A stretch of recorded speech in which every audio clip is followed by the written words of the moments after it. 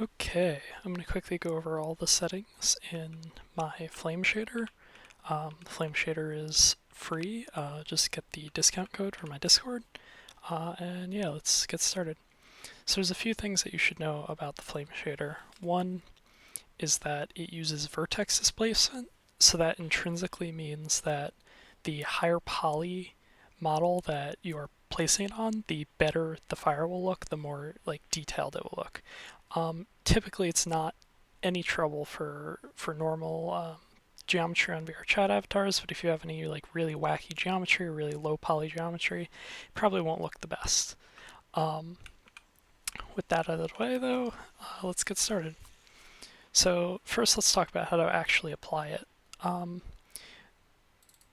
The main option that I think most people do is simply adding a material to an existing object.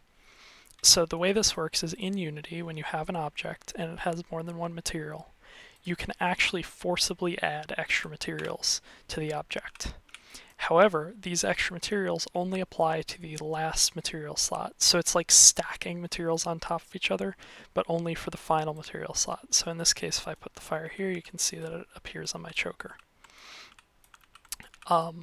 This is super useful if you have separate meshes, which I hate to recommend this, but having a separate mesh for the place where you're going to put fire would be fine, or the better option would be having it be the last material in Blender by simply separating and then recombining it to the final finished product. But yeah, either one of those will work. I really highly recommend that you atlas anything you want fire on and then just stick it at the end of your combined meshes. It will save the hassle of setting up multiple materials and it will be much more performant. Okay, so you saw I just simply add an extra material to this slot, and I can slot in my fire, and it will appear on top of the existing material. One thing to note, as of currently, VRChat does not track this extra material slot, so technically this mesh renderer only has one material. I would not be surprised if they fix that in the future, but we'll see. Okay, let's get into the settings. So when you make a new material and we reset it, this is what it'll look like. There are pre-selected two textures. One is the flame noise and one is the wave noise. The flame noise is panned diagonally to create the individual spikes of fire, and the wave noise is panned in one direction only and is a very linear texture to give it this effect where it slowly goes across, right? I would highly recommend upping the tiling on these to fit your liking. I personally like 10 on all the tiling and think that it looks nice. Okay, flame settings. The first is the base colors. So we can see that these are HDR colors, so they accept intensity values. In worlds with bloom, when you give it intensity, they'll bloom. So I have a little bit of bloom in my scene, as you can see up from that fire. And depending on how high you put the intensity will depend how much bloom you get. But yeah, already with just red and yellow, we're getting a nice fire effect. And obviously, if you wanted your fire to be blue, it's just as easy as setting your colors to blue. That's a really nice blue, purplish blue. Flame height, pretty self-explanatory. It just scales how high or not high the flames go. Fire base opacity and tip opacity have to do with the general opacity of the flames. So by turning up base opacity, you can see that it does something sort of unexpected, which is that the fire is technically in everywhere, right? And I'm just scaling it by the places that are most displaced. So you'll see that if you turn up base opacity, you can get the base layer on fire, right? But we can turn that off, and fire tip just simply controls how opaque the tip of the flames is. I will show you that you don't necessarily need, so if I set this to 1 or 0.1, right? Later we get options in the mask settings that can change how this looks, and I'll cover those when we get there. Object space flames, basically all this is that without object space flames on, the flames will always point up. So see how I rotated my avatar, the flames are still pointing up, just like flames would in real life. But sometimes you want like a more stylistic effect, you don't necessarily want that. So object space flames makes them point up in reference to the object itself and where the object sits, right? So if I grabbed my arm and rotated it, you can see that no matter what, the flames face up in object space. Okay. Static objects would be the better place for this.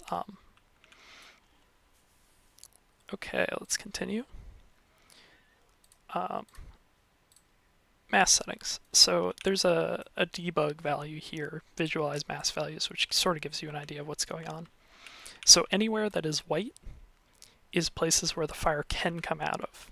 And as we adjust these mask values, you should sort of get an idea as to what we're doing here. We're basically just moving lower and upper bounds for that mask. So you can see if we do that, it gets a little bit wider, right? And it gets smaller if we turn up that. And this one can let us do some really wacky stuff.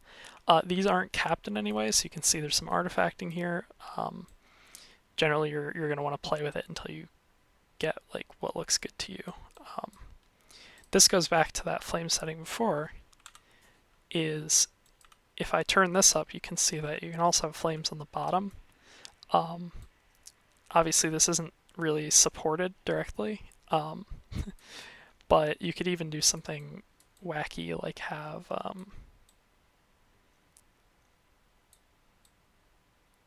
just flames coming out the bottom, like dripping off you if you wanted to, which could be pretty cool. But anyway, let's go back to what we had before. The default mask settings have worked relatively well for stuff that I've tried it on, but there's always a chance that it doesn't work for your particular use. Flame mask. So this is a value that lets you prevent flames from going where the texture is black and allow the flames where the texture is white. So in this case, I've set up a texture for my ears that disallows flames in these tufted areas, right? And by putting the opacity to 0.1, you can see we get the ears in like a ghostly area, and that looks pretty good. This actually brings us to another reason, like why would you even want to do that in the first place? And that's because UV seams and sharp edges in Blender, like Mark Sharp, create duplicate vertices when exported into Unity. Now, these aren't necessarily like, they just allow edges to separate, right? But you can see when we do vertex displacement across those, you get some really wacky like artifacting, and like the edges separate out. And if we, for example, turn upside down my model, you can see the seam gets separated out on the UVs. So that's obviously not like a desirable trait. So if you wanted to not have those seams or those sharp edges be counted, you can just create a mask for them so that they aren't. And that looks much better. Okay, go back to before. And now finally audio link settings. Now this is a significant portion of it. So let me get into play mode, so we'll get audio link going. And yeah, we're good. Okay, so audio link toggle directly controls whether audio link is enabled or not. When audio link toggle is off, it should use the base colors. Currently, clearly I have a bug, but I will go and fix that.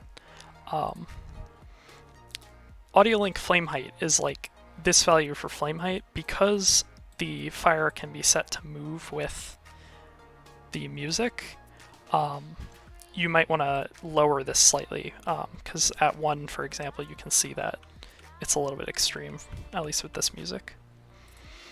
So let's set that to like 0.5. The audio link, color chord colors toggle. This lets our Fire know whether we want it to use color chord colors, which are colors supplied by the music audio texture, so by audio link basically. So right now by default I have it on, and you can see that these colors are being provided by that that texture that we read for audio link. If we turn this off, we can see that it goes white, and in that case we can directly use colors here. So let's go back to color code for a moment. Chord, for a moment, so that we can talk about these settings a little bit more. Color chord channels controls which channels of color chord are sampled by the shader. If you look on like the color chord panels that some worlds have in the or the audio link panels that some worlds have, at the bottom you'll be able to see those channels like 0, 1, 2, 3, 4, etc. I believe the panels only go up to 3. It's highly recommended that you don't go above 4 with these values. The colors really are much less interesting after 4 and much less varied, but if you find something that you like, then go all at it. So by setting these to the same color, we can see we get some unification with the channel, and in Poyomi you can also use these color chord channels, which would let you sync up all your audio link, which is nice. Obviously changing them creates that like two-tone effect that I'm a big fan of. Color chord bloom, because we can't directly change like the HDR like intensity value, I've added a bloom slider, and turning it up does exactly what you would think, just increases the intensity, letting us get bloom. And invert color chord colors. So currently you'll notice that when the music dies down, we get black, right? That's like the default no music color, but inverting that, we get white instead, and all the colors are inverted. Personally, I think this looks much better, but obviously it's up to you. Okay, let's head into the fixed colors. So just like with the fire base colors, you can turn up the intensity. I believe my post-processing might have broke, and that's why we're not getting bloom anymore, which is unfortunate, but take my word on that. So color chord or audio link color bias controls like how intense the music is going to have to be to transition between the base color into the accent color. So you can see right now with bias at 0, like we're always at base color. But if we turn up the bias a bit, you can see we blend and mix into that second color more. Right now the intensity values are a little bit sharp. And the default one is like blending perfectly based on the music, and if we go all the way over to the side, you can see that like we're going way over, right? So yeah, typically I'm gonna keep this about 0.3. I think looks nice for fixed colors. Finally, we get the flames move music toggle. This just like lets you turn off the flames jumping to the music. And yeah, that is everything with the shader. I hope you find that useful.